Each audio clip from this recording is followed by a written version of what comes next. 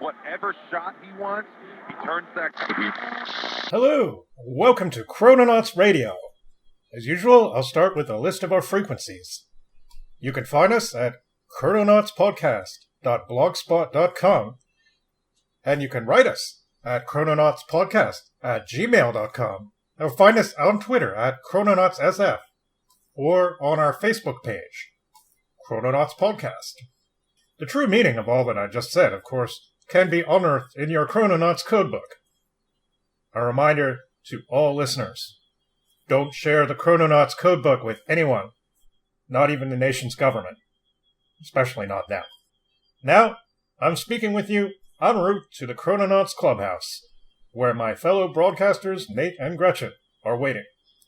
Boy, oh boy, do I have a surprise for them. Here under my arm, I have with me the July 1939 issue of Astounding Science Fiction, which I just bought at a nearby newsstand along with a packet of peanuts. I don't have anything left over for dinner, but that's okay. I hope they have a bottle of something waiting for me in the clubhouse. Ah, here we are. The secret entrance to the Chrononauts Clubhouse, right at the end of this dark, trash-choked alley. Now for the secret knock. Who goes there? The future! There you are at last. Come in, have a seat. Bourbon? You bet. Don't just sit there with the Mattingly and more. Did you bring it? Of course. We're here for science fiction, not snacks. Give me the mag. Ah, give it back. Look, I paid 20 cents for this, and I don't have 2 bits to spare. Don't ruin it. Here, I admit, I've already taken a peek. But look, there's some writers' names I recognize. Check out that cover. I don't know, I'm allergic to cats. Well, he's definitely not a nice cat, you'll see. And the editorial is about atomic research. There's also something in here about sophisticated calculating machines. What an exciting time to be alive! That all sounds great. But guys, James isn't the only one who came here with something swell to show off. Have a look at this. Whoa, what the hell's that? Some ugly spectacles. These are no ordinary glasses. These are psychotemporal resonators. This will allow you to communicate with another time. The guys at MIT charge them up for me so there's enough power in the induction circuits to put you in touch with the future. When you wear these, and you turn this switch here, you'll see the world and think as your potential future self would. I was able to calibrate it for approximately 85 years. This sounds like some kind of evil mind control scheme. Are you working an evil mind control scheme to control the future of science fiction, literature, history, podcasting? As if I do that. Put on the glasses. It'll be really cool, I promise. Okay. We've been through enough adventures together. I don't know how you came up with this, and I don't know if it's some kind of trick, but let's try this. Okay, I got the glasses on. Now when you throw the switch, you'll be able to see and think of the world from a 21st century perspective. You'll know about the great inventions, the social mores, the history, the terrible memes. The what? Will there be air cars, vacations on Venus, sentient plant life, planet-sized super calculators? I'm not telling. Just put them on. All right, I'm ready. Here we go.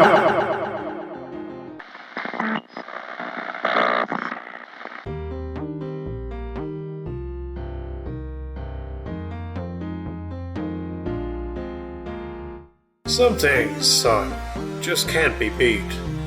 You young fellas are all proud as Columbus when you discover Union Leader tobacco. You praise its fragrance, its freedom from bite, the mellowness of its hill-grown Kentucky barley, the economy of its big 10-cent tin, either in a pipe or roll your owns. All true. But it isn't news to an old-timer who's enjoyed Union Leader for more than 30 years. What you really discovered is this. There are some things, like deep dish apple pie, steak broiled over charcoal, and a pie full of Union Leader, that have never been topped. and I'm hoping they never will be.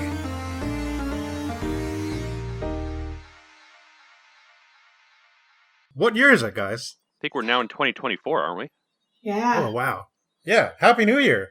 Happy New Year, Happy everybody. New Year. We're back on Chrononauts. It's been a while, and we are happy to be examining the July 1939 issue of Astounding Science Fiction.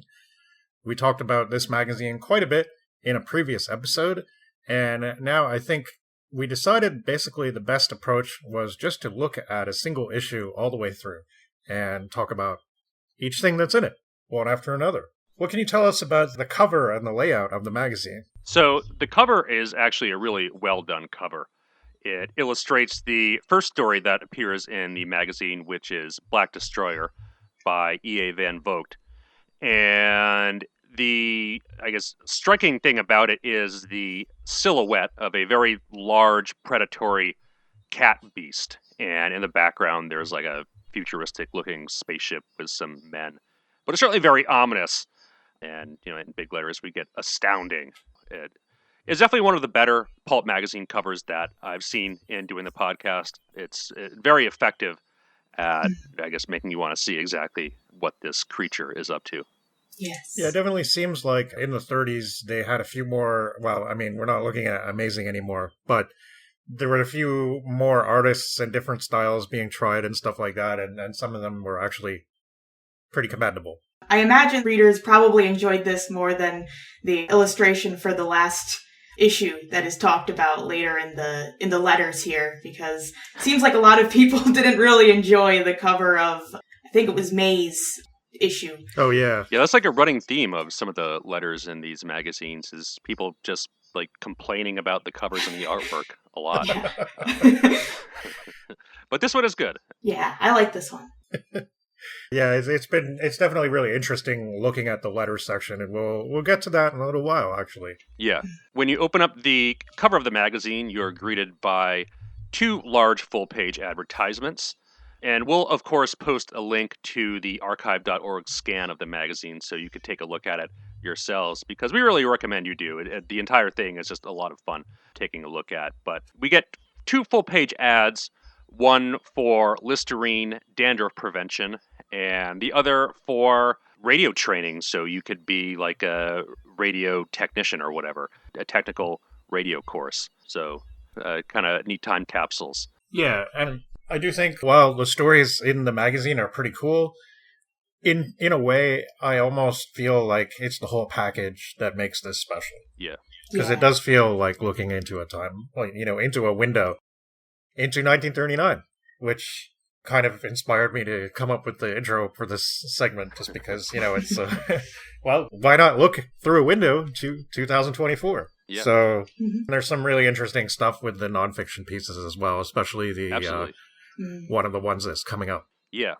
So after the advertisements, we get the table of contents, which tells us that a single issue costs 20 cents, but a yearly subscription is a full $2.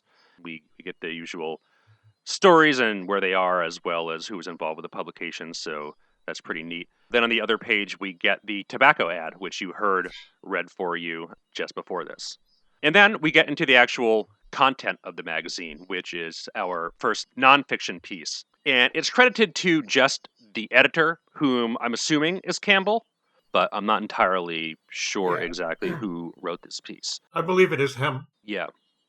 The editorial was mentioned in Alex Navalny's Astounding book, and he credits it to Campbell, certainly, and it couldn't have been anybody else, really. Yeah. He wrote all the editorials, pretty much.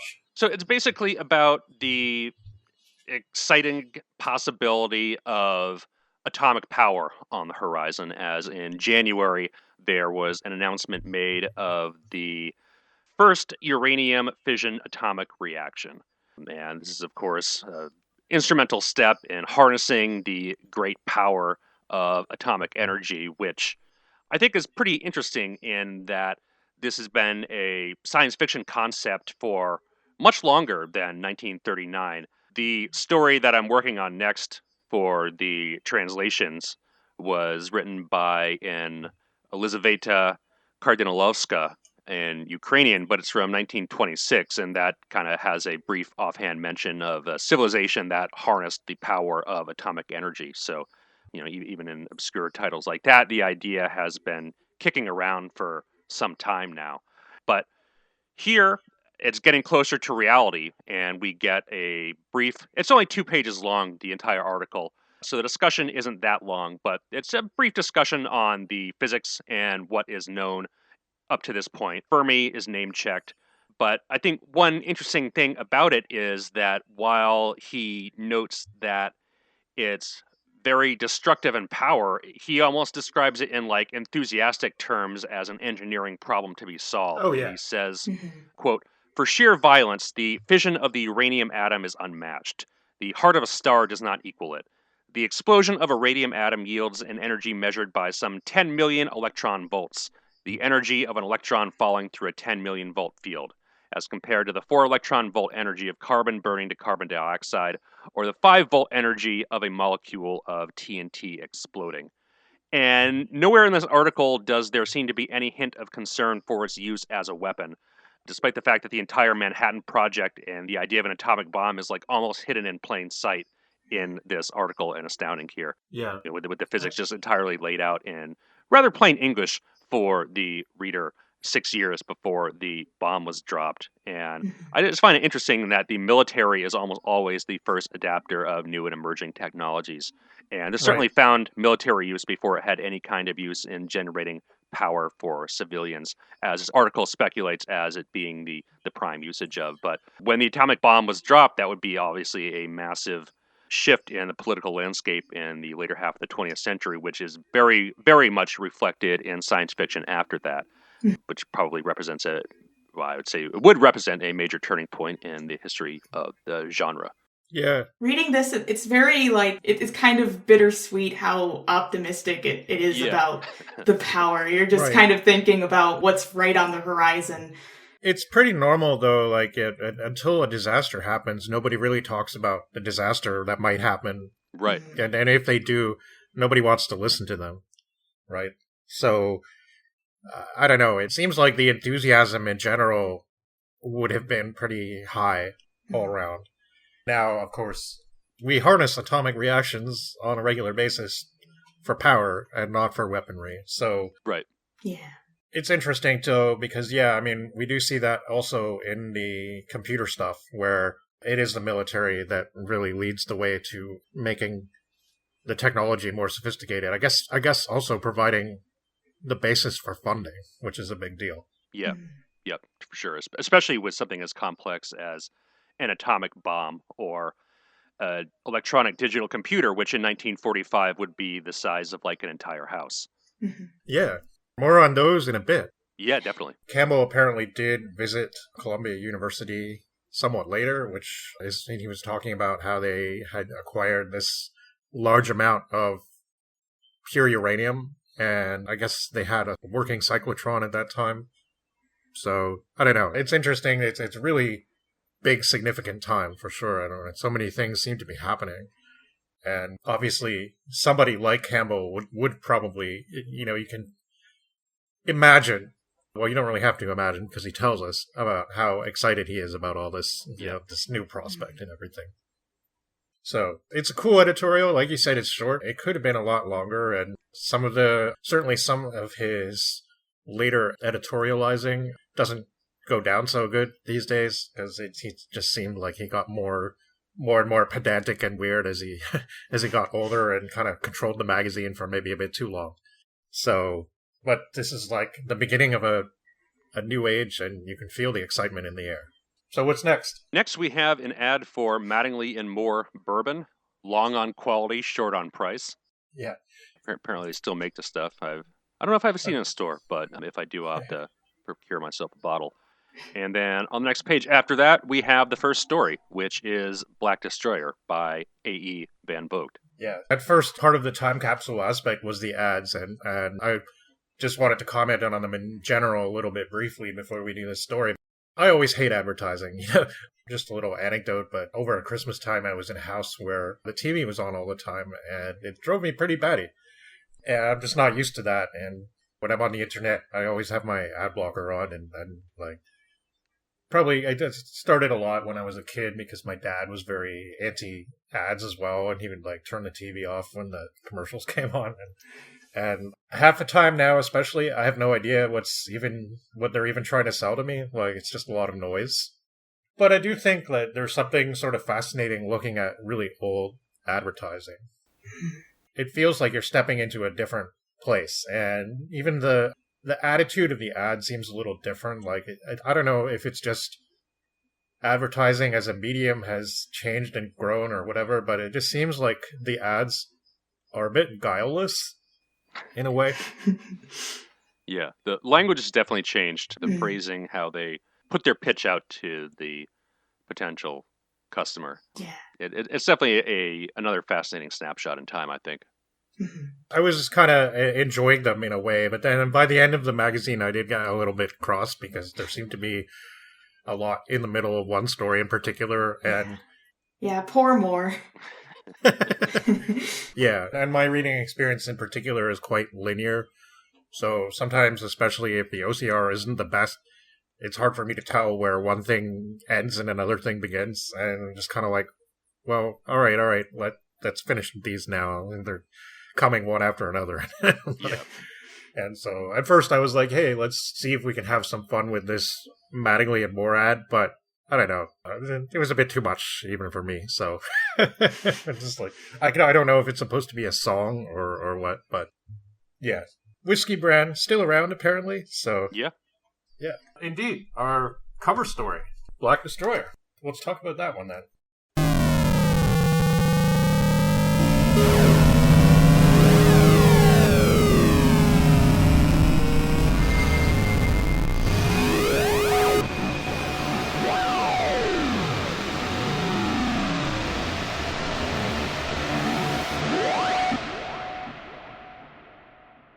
So Alfred Vogt was born in Edinburgh, Manitoba in 1912, which is a small farming community, actually no longer exists, somewhere in the Manitoba vastness. So he'll be our first Canadian writer. Don't think we'll see too many, but we might do a few. So, I don't know, it's kind of, for me, that's a little bit special, I suppose. I have a bit of a history with Van Vogt, so I'll happily share that later. But he was born to a Russian Mennonite family and only spoke Plautdish. I don't know if I'm saying that like Plautdish in childhood, which is a Germanic language spoken by some people all over the world. But it's pretty endangered, I guess, and there's no written variant, apparently. So I guess it's very like German, but slightly different. So it's not called a dialect, but actually considered its own language. It's kind of interesting. His father was a lawyer, and they moved around a bunch of times in Western Canada between Saskatchewan and Manitoba. And the plan was to send Alfred to college, but the stock market crash of 1929 hit the family hard, and this was no longer possible. So Alfred took jobs as farmhand and truck driver, and eventually moved to Ottawa to take up a government job in 1931. And it was here that he took a correspondence course to improve his writing.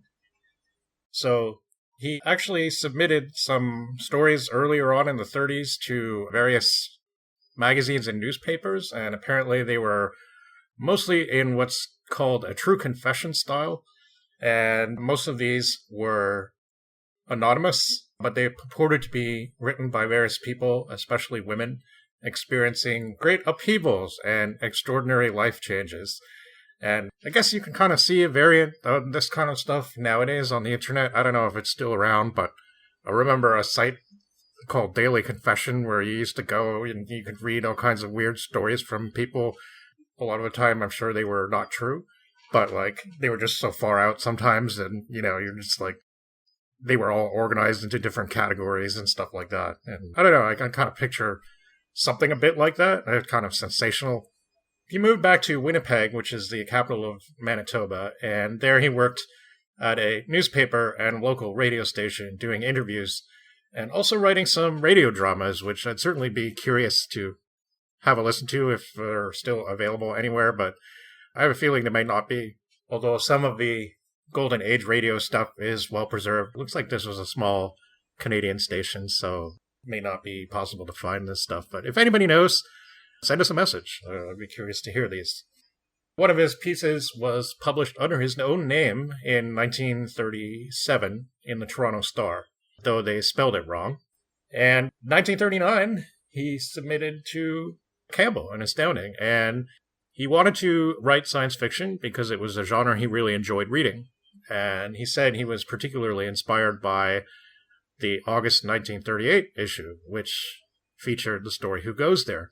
Apparently, he says he read the whole magazine cover to cover while standing at the newsstand, and you can tell that that story was a pretty big influence on the one we're about to read. Mm-hmm. This was actually his second submission to the magazine. His first was a story called The Vault of the Beast, which Campbell rejected, but with encouragement, and that story did eventually get published after some revision. He married Edna Mayne Hull, another Manitoban, in 1939, and they apparently did some collaborating, and she was a science fiction writer herself. We have another writing team that's perhaps not that celebrated. It doesn't really seem like she wrote as much, and for a while there was some debate because apparently her stories were a lot like his, and people were wondering if he actually wrote them, but I don't know. It seems unkind. I personally don't know, so. But unfortunately, well, both their writing output pretty much stopped by the early 50s, and the reason why was that they both got really heavily into Dianetics, and this pretty much killed the impetus for everything, and it was arguably doing damage to Astounding as well. He did make a return to writing in the 60s, and published a political thriller in the early 60s, but returned to science fiction with his renaissance in the 1970s, although much of that stuff doesn't seem that well regarded. I did read the book Battle of Forever. I think I mentioned it on the podcast before. I quite enjoyed it, but you kind of have to realize some things about Bad Vault, and it maybe helps actually before you even start reading his stuff. But interesting thing is, in the 1940s, he actually wrote a lot for Campbell, mostly in Astounding, but also in Unknown, and part of the reason for that was that he was actually contracted to do so. He was the only writer to have that honor, and I think the reason was in part that during the Second World War, a lot of Campbell's main staple of writers were simply unavailable. So he basically told Alfred, who had, by 1941, I think it was, he actually decided he wanted to emigrate to the United States. So he moved to California and got his American citizenship and officially became Alfred Elton Van Vogt. And Campbell basically said, I'll give you $200 or $300 a month for anything you write. And he did. So this was a very active period for him. He wrote over 50 short stories and several novels serialized by Campbell. So Van Vogt's tales are characterized by supermen, monsters, invincible secret societies, obscure futurist philosophies with unfathomable rules, and ancient space empires. And his heroes are often lonely, even in their triumph. His prose can be dark and dreamlike, and he had a reputation for abrupt plot complications, and was occasionally parodied, as by Ray Bradbury, who wrote a story entitled Doodad, which was deliberately in his mold. Damon Knight, who we'll be also hearing a little bit from later, ruthlessly lambasted him for his bad plotting, poor style, and bad politics, which basically came down to believing that Alfred was supporting social elites, and especially monarchy, which is just such a Canadian thing that it's frankly kind of hilarious. Like, yeah, monarchy is cool. But he called Van Vogt's The World of Null A from 1945 one of the worst allegedly adult science fiction stories ever published. Knight wrote this essay in the 40s, and it was supposedly published in a fanzine called Destiny's Child. I don't actually remember coming across that name in our look at the fanzines. Do you remember that one, Nate? No, but we really only looked at the stuff from the 30s. Okay, there were a few of them. Yeah, there's definitely a lot, for sure. I mean, when the 40s rolls around, there gets so much more. Moskowitz probably brought it up somewhere. But this was a pretty famous essay, and apparently it actually did hurt Van Vogt's reputation somewhat. Damon Knight was one of the first real science fiction critics, and he had a real desire for people to take science fiction seriously, and so he kind of had a reputation for taking people to task for what he thought of as bad writing. And his book in 1956 was one of the first kind of assemblages of critical essays and reviews in this genre. Time manipulation was also prevalent in some of his work, and his best-known longer work is probably Slant, which recently won a Retro Hugo and was published in serial form in 1940.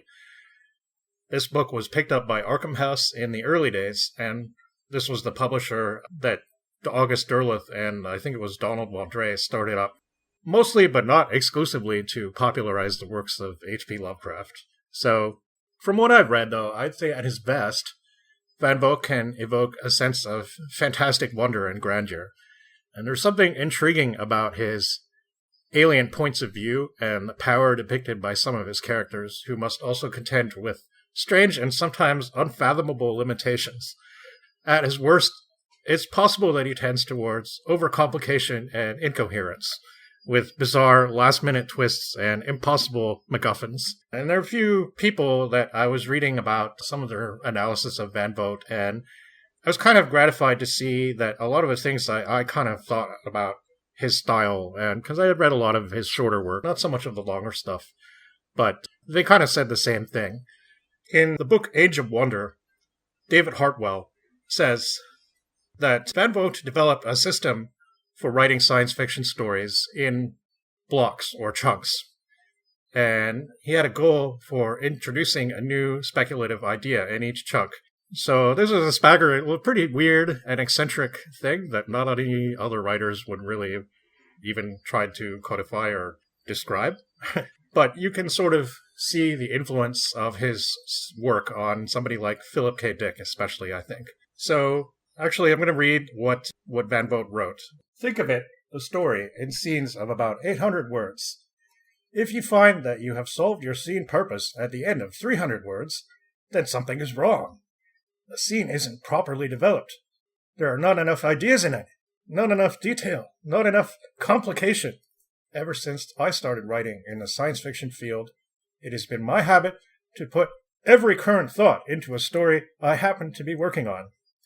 Frequently, an idea would seem to have no relevance, but by mulling it over a little, I would usually find an approach that would make it usable.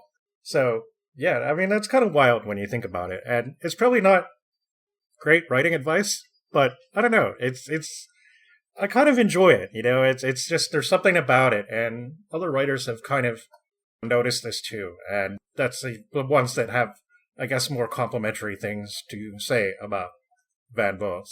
But he was pretty much mocked and praised in equal measure. And his name, perhaps because of that reason, seemed to last longer than some of his Golden Age contemporaries. He really did love to play with scale, starting out with something small and simple and gradually expanding, or sometimes really suddenly, into something that just knocked you off your feet. In his 1977 introduction to The Worlds of Nale, the British writer Charles Platt said, "The tangled web of shifting motives, suspicions, and loyalties grows ever more involved against a canvas of galactic scope, until the whole picture becomes too large to be held in the reader's imagination all at one time." Again, it's so true. I mean, you don't see a lot of it in this because this is a pretty short story, and still kind of hitting the mark. Don DeMasso, in his Encyclopedia of Science Fiction, also kind of gave him a roundabout compliment, and I'll skip that, but I think that what I do want to mention is a book that I have come to have a certain weird affection for since starting this podcast, and that is Brian Aldiss' Trilly Near Spree.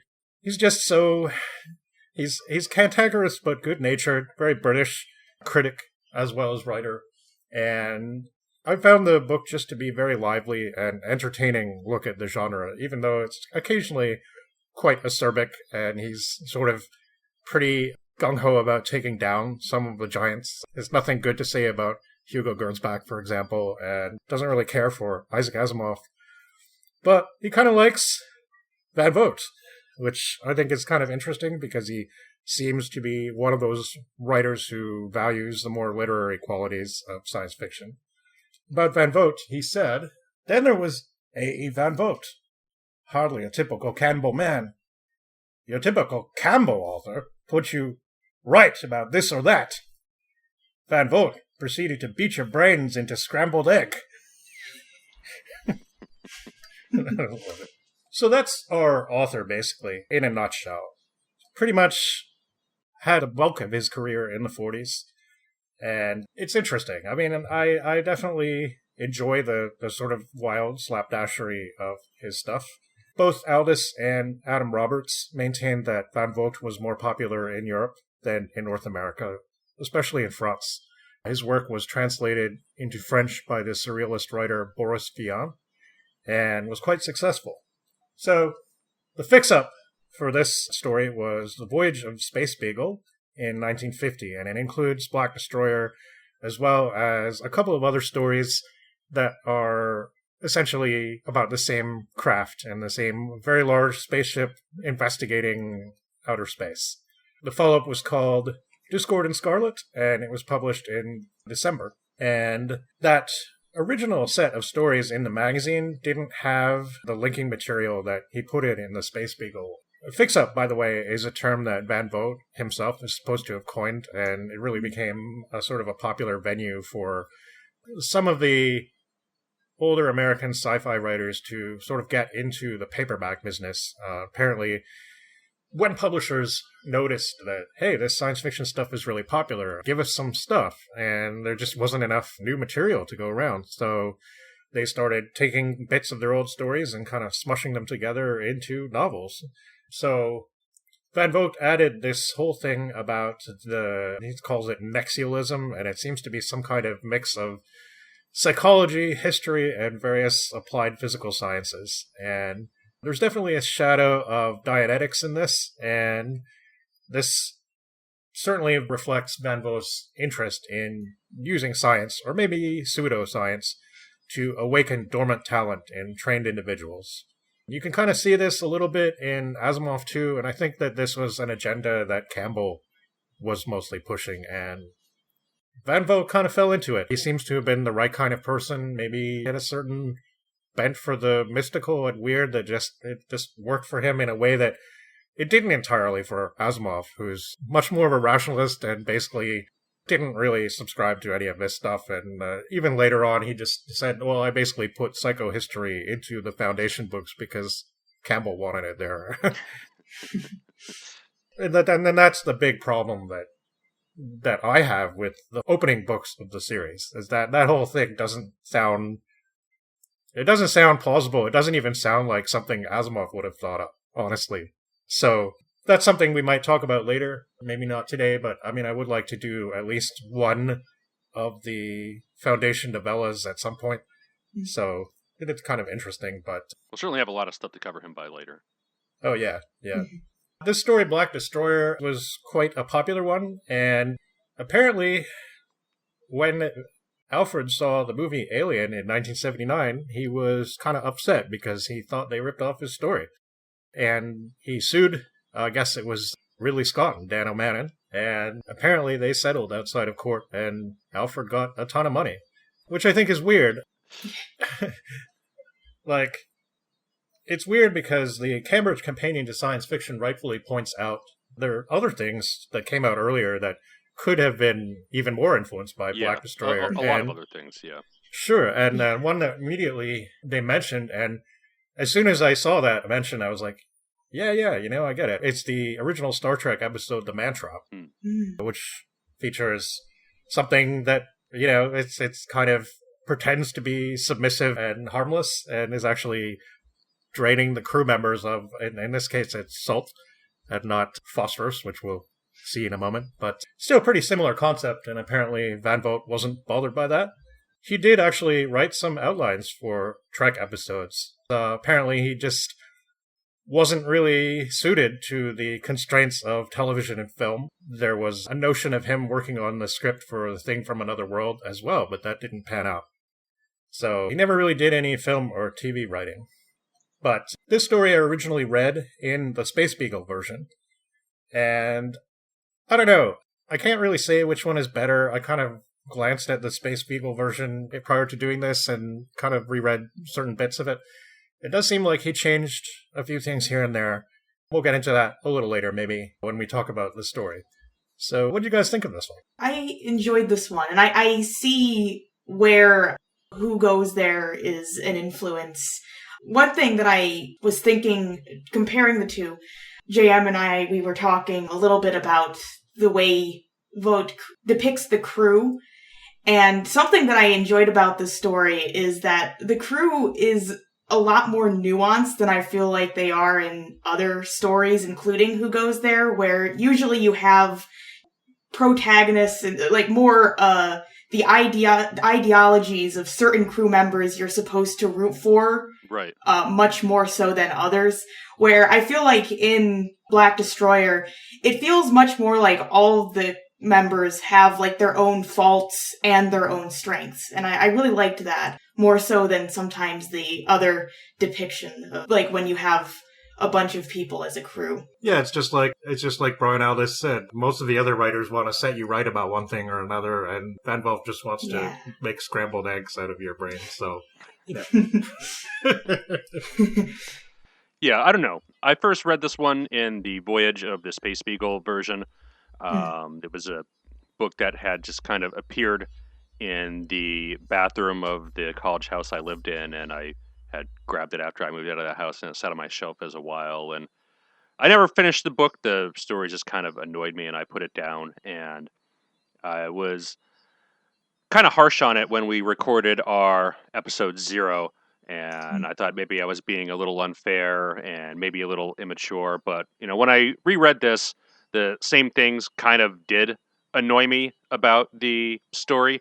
And I really wanted to like this because it has a lot of good characteristics too. Like, I think the horror aspects are really awesome. And I don't know, I just wanted to like it more than I actually did. And I think it's kind of annoyed me is that while I do appreciate that the crew is more diverse and their interests, it just seems like they're all kind of almost naive and like foolish as to what the actual scenario is. I just kept saying to myself, like, oh, come on, guys, this entire time. But the other thing is, I don't know, JM had mentioned a couple episodes ago being immature about Leslie Stone's use of the word dick. And I thought maybe I was being immature about his use of the word pussy over and over again in this one, but it just does feel like it's bad double entendre. I mean, you know, unfortunately, dick, the vulgar meaning and the name didn't link together in the 1930s, where this was used as the vulgar form back in the 1930s. And just the way some of these sentences come together, it just makes me think that, you know, maybe he was going for that. He definitely has some awkward phrasing and uses it a lot. Yeah, I don't know. He could have cut back on the usage of it a couple he of could have times. for sure. So, Nate, I don't you're know. not a cat person. No, I'm not. I'm not a cat person. No. I didn't see... I mean, I did kind of register that a little bit, but not nearly as much. Yeah. To me, it was relatively normal. Yeah. I don't know, I guess. Not that I really call my cats pussy, but, like, I don't know. It just didn't seem... Yeah, it didn't seem uncalled for to me. Yeah. I don't know. Those two things just kind of stuck out, and I think overall I do like this one. It has a lot of really good things going for it, but those things kind of annoyed me. And I forget what happens in the stories afterwards or how many stories after Black Destroyer I got in the Voyage of the Space Beagle version, but I don't think I've reached a halfway point. So I don't know. Something in the later stories probably annoy me even more. I haven't read Voyage of the Space Beagle, so this was like my first ever experience with Voyage, so I can't speak for the other stories in that, but yeah, there's some, definitely the crew is a little more naive, as Nate was saying, but I feel like it sort of counters some of the sometimes, you know, hasty actions you see with other characters in other stories, but it definitely doesn't come off as well. Yeah, and I think little blemishes like that for an otherwise really good story tend to stick out more. It's not like some of the stories we'll be reading later where instantly you're like, oh, okay, this is going to be a stupid pulp adventure, and that's pretty much what you're expecting the entire time. Black Destroyer does kind of set the expectations pretty high because, I mean, it is theoretically like a scenario of a story that I would really like. I really like, Yeah. who goes there, and there's obviously some similarities to Night of 21 Hours, which I really liked as well. But I don't know, this one just had a couple minor issues with it that prevent it, for me anyway, being as high as those other two. I think that's fair. I enjoyed this. I like this story, but I think it's mostly just because I kind of like Van Vogt. I just kind of think he's cool. I like the weird, every damn thing one after another kind of approach to storytelling, and it's a little bit more subdued here than in some other places, but it's still there. I mean, he just keeps introducing new complications, and it's just fun. I don't know. He can occasionally be pretty atmospheric. I really like what he often does with his stories too, is the point of view is always shifting. So it's never the same character you're with all the time. And a lot of the time it's the weird alien creature. And you definitely get that here right from the start with Space Pussy. Sorry, I won't do that again. It just being really kind of beastly, but also very intelligent and ravenously hungry. Yeah. And I think this is sometimes I don't like this technique, but I think this is a case where the fact that the audience knows a lot more about the alien character than the crew does is really cool.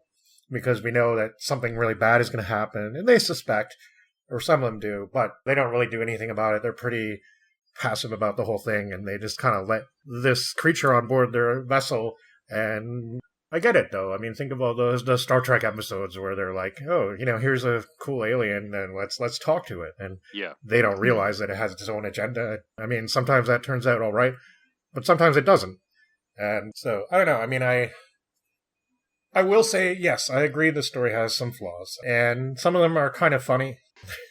Like, there's some stuff with the crew later on that that made me laugh. And it is stuff that he kind of fixed a little bit in the Space Beagle version, I think. He made the mission have more purpose. He made the ship, the size and scale of the ship and the stuff that's on it is more evident in the book version. And there's more interpersonal stuff between the crew. It's not the most interesting thing ever, but there's definitely, a lot of politics between the different departments and stuff like that. And a lot of it is concerning this thing that's not even mentioned in this story, which is the Nexialism, which seems to have really germinated around the same time as his interest in general semantics and Dianetics, and sort of trying to create this weird multidisciplinary science/mystical holistic thing. Right. And there's more of that in the book for sure, and I don't love that, but again, it's kind of part of the weird Van Vogt thing where it's like a lot of the hero characters especially have some weird philosophy or weird idea, and it gives them great power, but it also might have strange limitations that don't allow them to use it in the way that they might want to. I don't know. It's interesting. I definitely think the alien POV stuff is probably the coolest thing about this story. Yeah, it's definitely a cool monster, and the horror imagery is really well done. It's pretty gory for a story in Astounding. I was kind of surprised reading this, how bloody it does get. Yeah, there's one moment where it does get pretty dark, and I mean, we don't really know any of these people, but still, yeah, it's pretty gory, and I like that part too. So yeah, I'll just quickly go through what happens in the story then, and we can talk a bit more about it. Sure.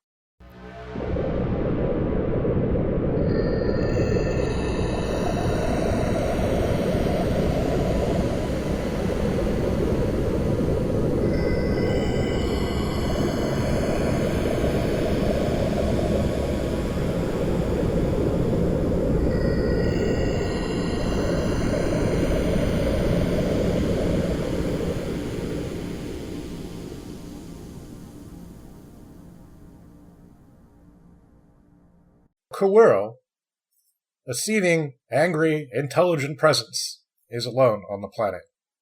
And it's a very atmospheric opening. There's nothing left to eat, nothing left to kill. He's already done it all, and There are suggestions here that he's the last of his kind. Or at least that's what I kind of read into it, but it turns out that that might not be true. There's not really an explanation for that. So I was kind of a little bit confused by certain plotting elements of this story because it really seems at the beginning like he's the only one. Yeah, it could be a big planet, you know. Yeah. So he needs the precious id to survive, something which can no longer be found anywhere. He looks like an enormous cat with razor claws and tentacles sprouting from his middle. And he's been hunting for centuries and now seemingly traveled all the way back to his starting point, which is a ruined city. And he can't pick up anything with his senses. The food supply's totally wiped out, and the thoughts of past victory and tasty meals don't aid him one bit. But then, lo, a great ship comes from the starry depths, and on board, id, everywhere! Kuworl must get to it. These two-legged creatures come out, and they obviously want to know about the dead metropolis all around them. And so for a bit they chatter, and Kuworl is smart, and he remembers the powers guns used to have. And he also understands that the things on the ship must come from elsewhere in space. Once his people had considered space travel, but they apparently abandoned the project, and are probably too busy wiping themselves out. So he can hear their radio communication, but of course not understand a thing. And he signals to them with his vibrating ear tendrils, which they of course can't hear, but they pick it up on their radio as weird staticky noise. And the creature is pretty intimidating in size and appearance, but tries to make himself appear submissive. And the men examine him, describing the tentacles and finger appendages and pondering how communication might be possible. And they think the atmosphere in the ship would probably kill him. The one on the planet is 30% chlorine. He wants to come in, though, and he looks like a big friendly kitty, so they say aye. And, of course, that's a big mistake because they have no idea just how hungry he is. And the chemist is wrong about the air. It makes no difference to Kuworl at all. And he just blithely steps on board. And the biologist is baffled since all higher forms of life are either chlorine or oxygen breathers, and they can't be adapted to both. So they try to send him in an elevator up to a higher level, but that's when he freaks out. And he smashes everything all around him and causes quite a mess, and shows that he is quite a formidable beast when cornered. Morton, who has expressed some sympathy for the creature, says he thought that they'd double-crossed him, and that's why he got mad. Again, though, nobody suspects how hungry he is, and he's angry with himself. But he pretends submission and lies down in the corner on a rug, just like a cat, fooling you into thinking it's domesticated. He plots to kill them all and take the ship back to their world, where there'll be so much to feast on. So he watches the men work, prodding and digging at the rubble of the city. And he understands how their machines work now, and he has contempt for the two-legged beings. He follows a guy out alone into the city and dismembers him, sucking the id substance from his bones. The scientists all give their opinions, especially on what might have become of the civilization. There is a Japanese fellow, an archaeologist named Kurita, who speaks grandly about their proximity to the soil in the grand sense of destiny. And it's a little bit stereotypical, but I don't know. I guess it's not too bad, but it's just kind of a funny sort of stereotype of a wise Asian character, I guess. I don't know. There's a bunch of weird philosophizing and some existential dilemmas. All of them, apparently, have now been solved by science. So, I don't know. This whole thing was a bit Star Trek to me, which was neat, I guess. It's sort of a thing in all the Space Beagle stories as well. So, yeah. This civilization plunged suddenly at the height of their ability. Their minds reached the wrong way for some reason, and they devoured themselves. And I think it's Kurita who's going on about all these civilizations and the discovery of existentialist thought and science, and how the intersection of things is so important, and then concludes that Kuworl is probably a cold-blooded murderer and an instinctive deceiver. Two of the men argue about whether to kill the cat or not, with one volunteering to be executioner and another saying they should save it for science. Biological treasure house. a man named Kent is going to find out what the missing thing is. That is, what did Kowurl take from the man that he killed? So they'll let him live for now, but they're onto his game and think they can outsmart him. Well, it turned out the missing element, the id, is phosphorus. Not a spare millimeter loose on the planet, and it's been drawn from the bones of the dead man, Jarvie. So there's a random story about a guy who's building a spare ship falling into liquid metallite and getting killed. Then a tired Kent, after working non-stop for hours, shows up with a bowl of, well, I don't know what it is exactly. I guess it's raw phosphorus material. And Kowurl throws it in his face, literally. And he throws Kent onto a couch like a misbehaving cat. And their atomic vibration guns have no effect on him. He can just neutralize them with his ear tendrils. Kent really hates the creature, and Morton is going to punish him for it. He broke the rules. No voting for a year. And again, this is something that comes up in the Space Beagle book, but the ship has elections to determine the positions of the various men and directors of the departments. So Kent's kind of being punished for his, I guess, violent behavior, and it's not really followed up on. I guess maybe if you read the next story, it might come into it, but again, I think that, yeah, I mean, I think this might be, again, something that he fleshes out more in the Space Beagle version a bit. But Kent makes an impassioned speech. He says they're all fools, blinded by reason to feel in their bones the murderous intent of Pussy. Ultimately, Smith, the biologist, sides with him, surprisingly, because he was the one who said they should save Kowurl for science. And they decide to cage him up for real. Again, this is something that Benbow changed in the Space Beagle version because they can see right away that the cage will not be sufficient to keep him trapped. But here they're fooled, and Kowurl is contemptuous as they try to take pictures of his insides and can't. Kowurl doesn't need to sleep.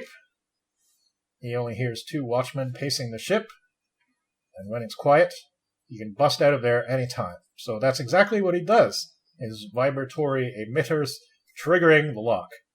And he can hear all the hum of power in the ship on every level.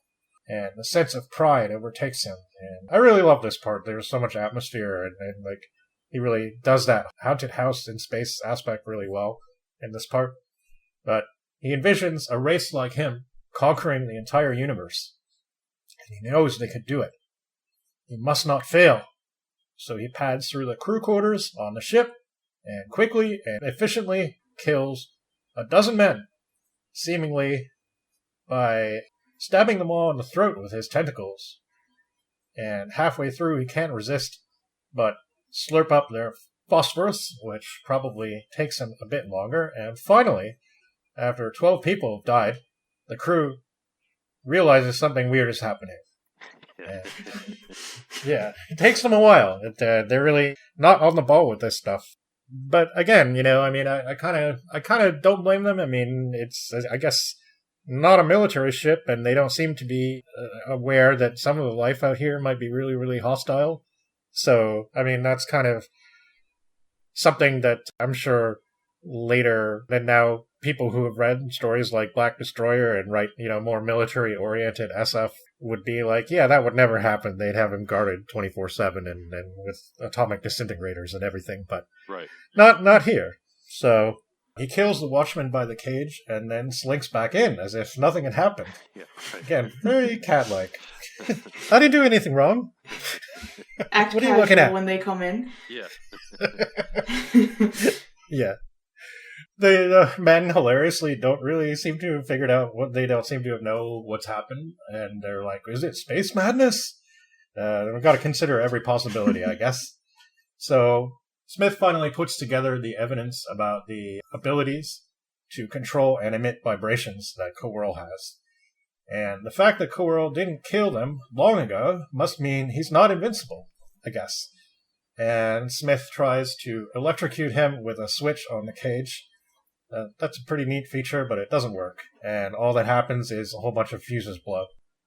And they can't look in the cage now or hear anything. But They do hear a noise, and suddenly the sound of the elevator, and it takes them quite a long time again to realize that Quirrell has gotten out. And within moments, he's at the engines and blasting the ship way out into space. And Morton brings spacesuits to everyone, and the acceleration is really insane. And Quirrell's power comes in part from his ability to expertly manipulate electronic vibrations. So if they can neutralize that, they have it. And it's pretty dire, though. They can't even get to the machine shops. The thing is utterly dominated, though. But they still have access to the control room and can apparently isolate the engine room.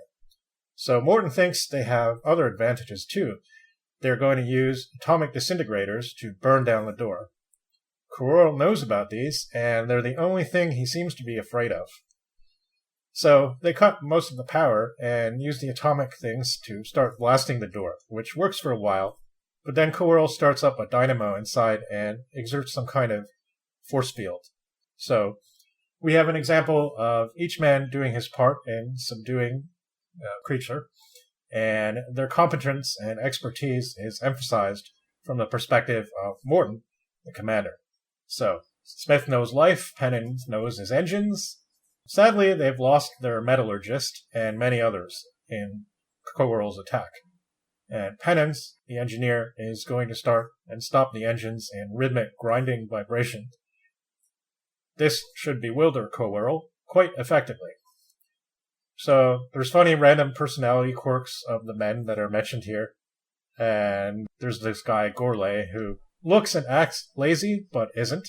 And there's various other weird things he throws in, but there's other funny bits, though, because like at a couple of points, actually, he says something like, "The man, a member of the crew, did this." And it's like, well, I'm glad he told me he was a member of a crew. I mean, maybe Quirrell could actually, maybe he really was the thing and could change into one of them. So I'm glad that's not the case. He's just like... Not some stranger who walked off from across the street. Yeah. Well, I'm so glad he's really a member of the crew. There's these things, the anti-accelerators, that Quirrell is really confused by, and I guess they're probably atomic powered, and they help to slow down the ship. So among all this electrical vibratory uproar, the men are about to, they cause Kurita, the archaeologist, does some more psychological analysis of the alien. He calls it low cunning, the primitive plans of the brute, almost despite its knowledge and apparent mastery of many things. So then he starts talking about some weird stuff with history, and again, it's like, doesn't make any sense. He's talking about the sack of Rome not really being true history because it was an aberration. Like, what? I don't know. I don't know, man. So let's just in and win, though, he says. And to their credit, not everyone actually falls for this stuff that Kurita is spouting anyway. So, meanwhile, Quirrell is slaving away in the machine shop, actually building what looks to be a small ship for himself. So, again, this is very much like Who Goes There? Yep. The men keep trying to overwhelm him, and he's getting tired. And eventually, though, he's able to block their attempts using his mind and a force field generated by the dynamos. But they still get in, and Quirrell blasts off in his ship just ahead of him, straight through the wall. And he tries to turn around and go back to the planet where he suddenly thinks he can raise an army or something. And there's some weird technobabble explanation for why Quirrell couldn't manage it. So he doesn't know about the anti-accelerators, and I don't know. What do you think happens at the end? Because I'm a little confused. He turns around, he sees what he thinks is the sun of his home planet, and it's his only landmark. But instead of getting bigger, it starts getting smaller, and then there's nothing there, and he's really worried. And then he sees another thing coming up in the distance, and it turns out it's the ship he just left, which got ahead of him because of the anti-accelerators somehow. But I don't get why he was apparently going away from his sun instead of toward it. I was also confused by that. So that was something when you had mentioned that, like, one of his flaws is that he sometimes throws in very strange, usually twists, but this one also just felt very... I did not really get the specifics of what happened there. Yeah. I mean, I guess, like, so the idea seems like the raw atomic power is one thing that unnerves him and that he can't really directly control. And it seems like that is the source of the ship's ability to control its flight. And maybe Corol's ship doesn't really have that, but because the Space Beagle, which is not named here, by the way, but we'll just call it that, has that, they're able to actually get ahead of him and wait for him to catch up to them. But I don't know. I still don't really get it. Yeah, odd physics. So when he realizes seems to have made a little circle, his mind basically snaps and he goes nuts and breaks everything and decides to commit suicide because he knows that the atomic disintegrators will now be aimed on him. So, poor pussy, says one of the guys. Apparently, they do think there are other inhabitants after all. So we have to kill every cat, says the one guy, and Kurita thinks it'll be easy. They'll sidle up to him, pretending to trick them. And Kurita says it was their knowledge of history that helped them defeat him. Somehow. And that's how we end the story. Sure, we'll go with that. Yeah. Yeah. It's really funny because even, like, I think it was Damaso or something, he kind of said, like, well, oh no, it was Aldous. He's like talking about the world of Nale, and it's like, well, one of the reasons people like it is that it gives these hints that he's kind of pointing towards some really grand vision of something. And he's like, to this day, nobody's able to figure out what it is. And yeah, I mean, I don't know. I can see that is objectively maybe a sort of flaw, but I can't help but be kind of endeared by it. And I think that's why I like him. I like him despite being able to acknowledge that, yeah, there's some things that don't seem to work. And even about this story, which is, considered, I guess, a pretty seminal work. I mean, it is his first published science fiction story. Yeah, and apparently it was very well loved from the start. Yeah. One thing I was going to bring up a little later when we talk about some of the analytical laboratory stuff that is in this magazine, but I'll say it now. In the September 1939 issue, when these stories are rated, Black Destroyer is number 1. Yeah. Yeah. Apparently he got, like, super celebrity status pretty much right off the gate, and I think this one had a lot to do with it. And it's easy to see why. I mean, I think we can easily point at its flaws, but there is a lot of really cool stuff going for it. Yeah. Like I said, the horror imagery and the gore is a lot of fun.